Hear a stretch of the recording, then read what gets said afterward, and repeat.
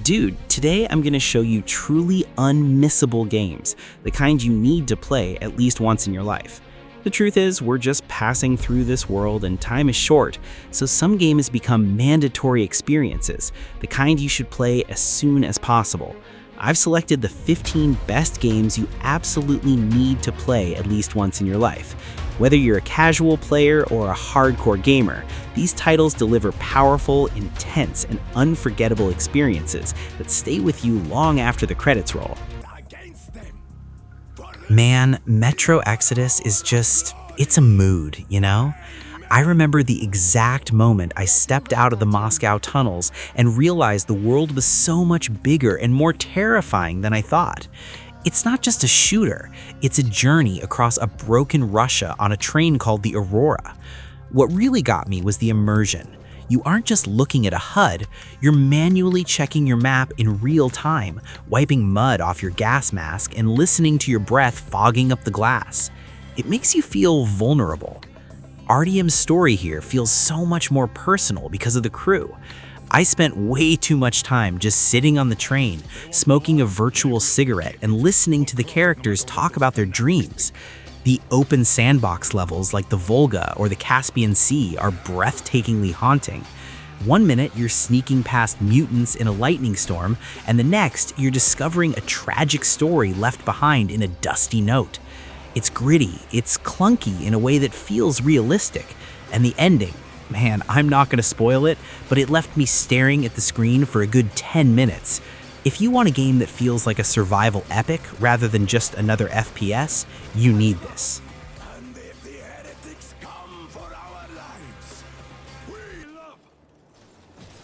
Ryse, Son of Rome. Okay, I know what some of you are thinking, Ryse, really? But listen to me. Even in 2026, Ryse, Son of Rome is one of the most cinematic and visually stunning experiences you can have. I remember playing this for the first time and being floored by the facial animations and the way the sun reflected off Marius's armor. It feels like you're the lead actor in a $200 million historical blockbuster. The story is a classic tale of revenge and honor, and Marius Titus is a protagonist you really end up rooting for as he navigates the corruption of Rome. The combat is heavy, brutal, and incredibly satisfying. Yeah, it uses a lot of executions, but the rhythm of parrying a barbarian's axe and then leading a shield wall formation into a hail of arrows, it's pure hype. I'll admit it's a bit linear and the gameplay doesn't change much, but that's actually what I love about it. It doesn't overstay its welcome. It's a tight 7-hour blast of pure Roman fury. Every time I see a massive battle on screen, I just want to jump back in and lead my legion one more time. It's a spectacle that every gamer should witness at least once just for the sheer wow factor.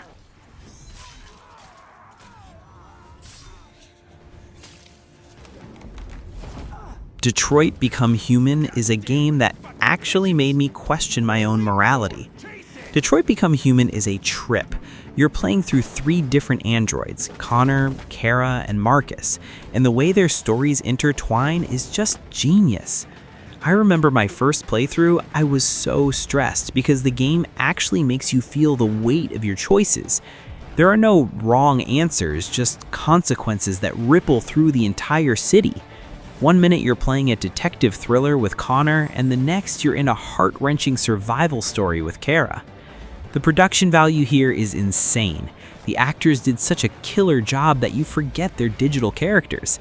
I personally became obsessed with Connor's buddy cop vibe with Lieutenant Anderson. Their chemistry is easily the highlight for me. What's crazy is that the flowchart at the end of each chapter shows you just how many paths you missed, which makes you want to immediately go back in and try to save everyone. It tackles some really heavy themes about humanity and civil rights, and it does it with so much style. It's a slow burn narrative masterpiece that proves games can be just as powerful as the best prestige TV shows. You don't need to be looking at that. The Last of Us Part 1. Look, I've played a lot of games, but very few have left a permanent scar on my soul like The Last of Us Part 1. even if you've seen the show, you have to play the game.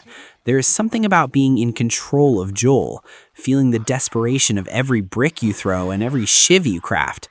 The relationship between Joel and Ellie is the heart of everything, and seeing it evolve from cold survival to a bond that would literally burn the world down, it's just peak storytelling. The sound design is what really messed with me. The clicking sound of, well, a clicker in a pitch black basement, that's pure nightmare fuel. I love that it's not a power fantasy. You're often outgunned and low on ammo, which makes every encounter feel like it could be your last. The villains in this world aren't just the infected, it's the people who have lost their humanity. It's a beautiful, miserable, and incredibly human story. If you haven't sat through that ending and felt your heart sink into your stomach, you're missing out on one of the greatest pieces of art our industry has ever produced. It's mandatory, period. I think that's it. Red Dead Redemption 2, man. Red Dead Redemption 2 isn't just a game. It's a place you actually live in for a few months.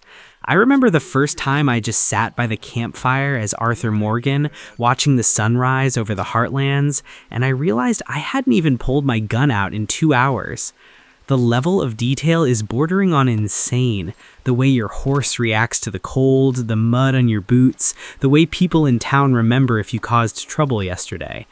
It's slow, it's deliberate, and it demands your patience, but the payoff is a story that feels like a classic American novel. Arthur is probably my favorite protagonist of all time. He's a rough, dangerous man, but watching his internal struggle as the world of outlaws disappears around him is just heartbreaking. I spent so much time just hunting legendary animals or playing poker in Saint Denis, totally forgetting about the main missions. The world feels so alive that you almost feel guilty for fast traveling. Every time I hear that specific music kick in during a long ride, I get chills.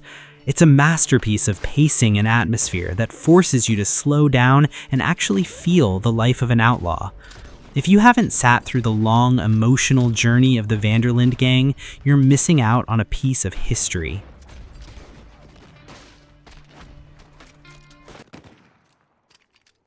Uncharted 4: A Thief's End.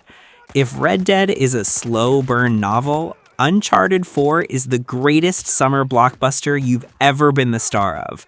Naughty Dog really outdid themselves with this one. I remember the first time I used the grappling hook to swing over a cliff in Madagascar while the Jeep was sliding through the mud, my heart was actually pounding. But what really hooked me this time wasn't just the explosions, it was the humanity. Seeing Nathan Drake try to live a normal life, playing video games on his couch and doing the dishes, made the high-stakes adventure with his brother Sam feel so much more earned. The chemistry between Nate, Sam, and Sully is just lightning in a bottle. The dialogue feels so natural, like you're just hanging out with old friends who happen to be getting shot at. The puzzles are clever without being annoying, and the locations are breathtaking. From the ruins of a pirate colony to the mountains of Scotland, I found myself using the photo mode every 5 minutes. It's a perfect farewell to one of gaming's most iconic characters. It's got humor, it's got massive holy crap set pieces, and it's got a heart of gold. It's the kind of game that reminds you why you started playing in the first place, for the sheer joy of the adventure. God of War 2018. Okay, let's talk about the most successful rebranding in history. Taking Kratos, the angriest man in Greece, and turning him into a stoic father in the Norse wilds was a genius move. God of War 2018 is a technical marvel. The fact that the entire game is one continuous camera shot with no cuts still blows my mind every time I play it. It makes the journey feel so much more intimate. You're right there with Kratos and boy, Atreus, every step of the way, feeling every heavy swing of the Leviathan axe. Speaking of that axe, the recall button is quite possibly the most satisfying mechanic ever put in a game. The relationship between Kratos and Atreus is the soul of the game. Watching Kratos struggle to be a father while hiding his bloody past is something that really hit home for me. The combat is brutal and tactical, a far cry from the button mashing of the old days. And the bosses? Man, the fight against the stranger at the beginning of the game is legendary. I loved exploring the Lake of Nine and seeing the world change as the water level dropped. It's a game about growth, secrets, and the weight of being a god. It's beautiful, it's violent, and it's a mandatory experience for anyone who wants to see how a character can truly evolve over 20 years. Poison. Finally, for this batch, we have the game that actually made me feel like a superhero. Marvel's Spider-Man by Insomniac is just pure, unadulterated fun. I remember the first 10 minutes, just swinging through Manhattan. The physics, the sense of momentum, the way Peter quips as he dives off the Empire State Building, they nailed it. I didn't even use fast travel once in my entire playthrough, because just moving through the city was its own reward. But the real surprise for me was Peter Parker. This isn't an origin story. He's been doing this for years, and his normal life is just as messy and engaging as his life in the mask. The combat is like a violent ballet, using gadgets and the environment to take down rooms full of thugs. It's fast, fluid, and feels exactly how Spidey should fight. But man, the story. The final act of this game had me in actual tears. The villains aren't just one-dimensional bad guys. They have history with Peter, which makes every confrontation feel personal and heavy. The way the game balances the humor of the wall crawler with the tragic responsibility of being a hero is perfect. It's the best Spider-Man story ever told outside of the comics, in my opinion. If you haven't zipped through the streets of NYC and felt that rush of adrenaline, you need to fix that immediately.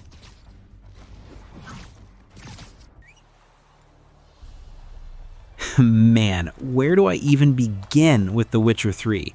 This isn't just an RPG, it's the gold standard that every other open world is still trying to catch up to. I remember wandering into a tiny village in Velen thinking I was just doing a simple contract, and 2 hours later I was caught in a massive, heartbreaking story about family and sacrifice. That's the magic here. Even the smallest side quest feels like it was written by a master novelist. Geralt of Rivia is such a phenomenal protagonist. He's world-weary and cynical, but he's got this hidden heart that makes every choice you make feel heavy and real. The world itself is just chef's kiss. From the muddy, war-torn swamps to the vibrant, colorful streets of Novigrad, the atmosphere is so thick you can almost smell the rain and the monsters. I spent literal days just playing Gwent in taverns or tracking down legendary gear, totally losing track of the main plot. The combat is tactical and forces you to actually be a witcher, brewing potions, oiling your blade, and studying your enemy. It's a game that respects your intelligence and rewards your curiosity at every turn. If you haven't lived Geralt's life, met Ciri, or faced the Wild Hunt, you're missing out on a piece of gaming soul. It's a massive, beautiful, and deeply human epic that you'll never forget.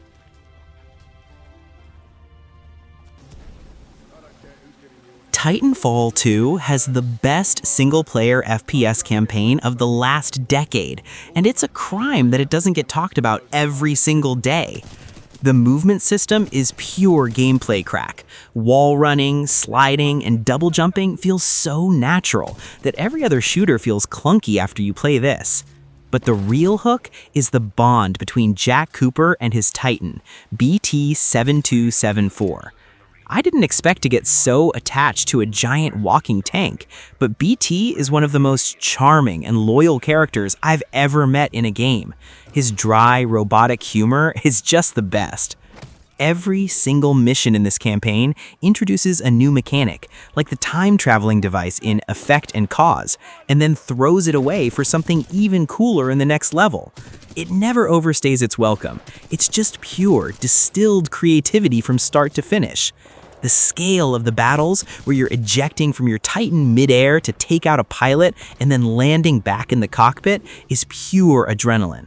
It's a short campaign, maybe 6 or 8 hours, but it's 8 hours of absolute perfection. It's a game that reminds you how much fun a first-person shooter can actually be when the developers aren't afraid to take risks. Seriously, do it for BT. Sleeping Dogs. If there's one game on this list that I will defend until my last breath, it's Sleeping Dogs. It's basically a high-octane Hong Kong action movie where you're the star. You play as Wei Shen, an undercover cop infiltrating the Triads, and the tension of his double life is palpable in every cutscene. The atmosphere of Hong Kong is incredible. The night markets, the neon lights reflecting in the rain, the smell of street food almost coming through the screen. It feels so much more alive and dense than the massive empty maps we see in a lot of modern open worlds. The combat is the real standout. It's heavily inspired by the Arkham games, but it's way more brutal and martial arts focused. I remember the first time I used a car door or a frozen fish to take down a group of thugs. It's visceral, crunching, and incredibly satisfying.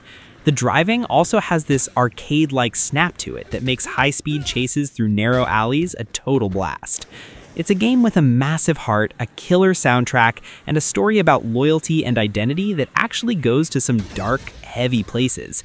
It's a hidden gem that absolutely deserves its spot among the legends. If you haven't experienced Wei Shen's struggle, you're missing out on a classic. Rise of the Tomb Raider. Rounding out this batch is Rise of the Tomb Raider, and for me, this is where the reboot trilogy really hit its peak. The setting of Siberia is just stunning. I spent way too much time in the photo mode just looking at how the snow deforms under Lara's boots or how the light hits the ancient ruins. This game leans heavily into the tomb part of the name, and discovering a hidden, massive underground temple behind a waterfall is a feeling of genuine wonder that few games manage to capture. It feels like a true globe-trotting adventure with actual stakes. Lara feels so much more capable and scrappy here. The combat gives you so many options, from being a ghost in the bushes with a bow to using the environment to cause absolute chaos. I loved the Metroidvania flow of the game.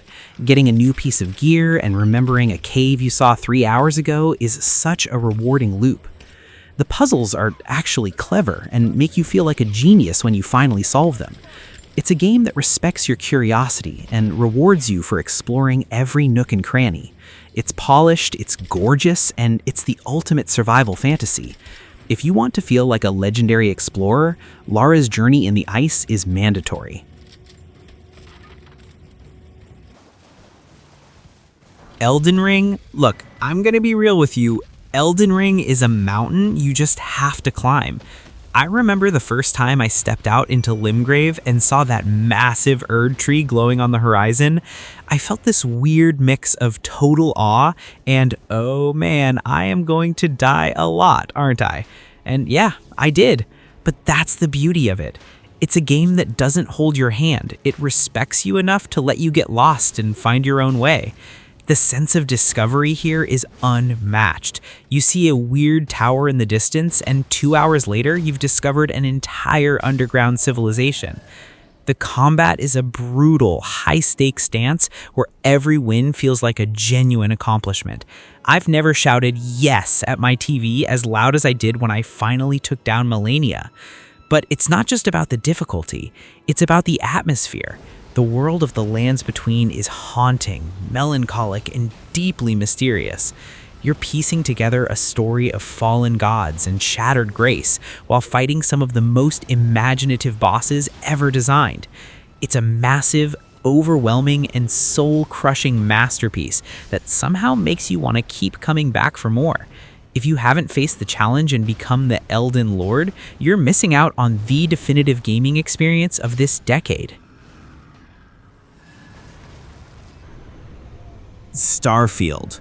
Now, let's talk about a game that literally gave me the keys to the universe. Starfield is a polarizing one for some, but for me, it's pure dream fuel.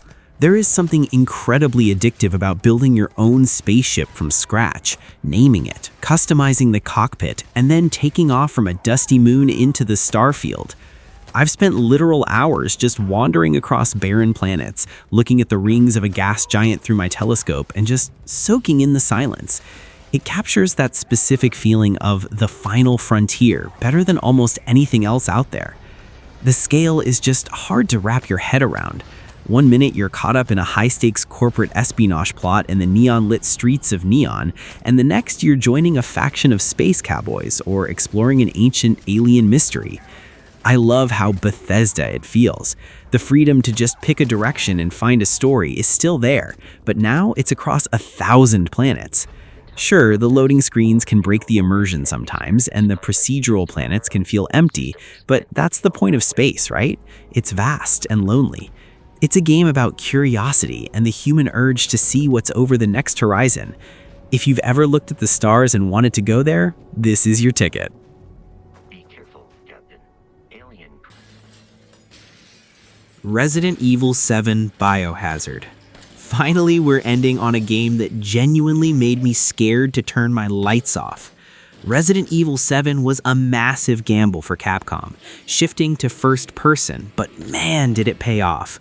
I remember the first time I entered that decrepit baker house in the Louisiana bayou. The smell of rotting food and damp wood felt like it was coming through the screen. This isn't just a zombie game, it's a claustrophobic Texas Chainsaw Massacre style nightmare. Being hunted through those narrow hallways by Jack Baker is some of the most intense, heart-pounding tension I've ever experienced in a game. The shift to first person makes everything feel so much more personal. You aren't just watching a character get scared, you are the one hiding behind a door, praying that the creak of the floorboards doesn't give you away. The story of Ethan Winters and the mystery of the Baker family is dark, twisted, and surprisingly emotional. It brought the series back to its survival horror roots: limited ammo, inventory management, and puzzles that actually make you think. It's a dirty, gross, and absolutely terrifying ride that completely revitalized the franchise. If you want to see if your heart can handle it, you need to step into that house. Just maybe don't play it right before bed. And there you have it, guys. 15 games that I truly believe you must play at least once. These are the experiences that make being a gamer so special. But I want to know, what's on your list? Is there a game that changed your life that I totally missed? Drop a comment below and let's talk about it. I'm always looking for my next mandatory experience.